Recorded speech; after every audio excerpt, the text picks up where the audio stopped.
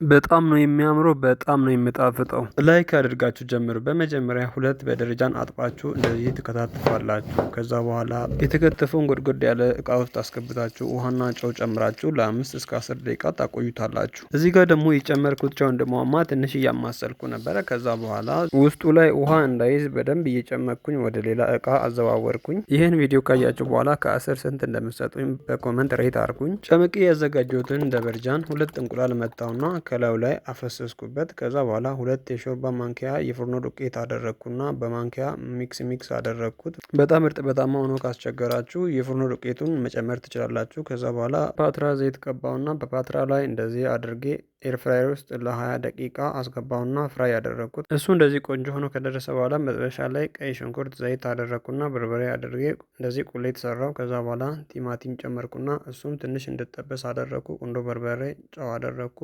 እነሱ አንድ ላይ ከበሰሉ በኋላ ትንሽ አረንጓዴ ቃሪያ ከላይ ጨመርኩና አንድ ላይ አሁንም ለ2 ደቂቃ ብቻ አንድ ላይ አበሰልኳቸው። ከዛ በኋላ ቅድም ያዘጋጀሁትን ደበርጃን ከላይ አስገባውና እሳቱን አጥፍቼ አቀላቀልኩት። በደንብ ነበር ያቀላቀልኩት። በጣም ነበረ የሚያምረው ስቀላቀል። በመጨረሻም እንዲያምር ከላይ ትንሽ የተከታተፈ ፓርስሊ እንደዚህ ጣል ጣል አደረኩበት። እዩት ሲያምር በጣም ነው የሚያምረው። እና ደግሞ የተሰራው ምግብ ፖርሽኑ ለ2 ሰው በቂ ስለነበረ አንዱን ሼር አድርጌያለሁ። ደህና ሁኑልኝ። ወዳችኋለሁ። ቻው ቻው።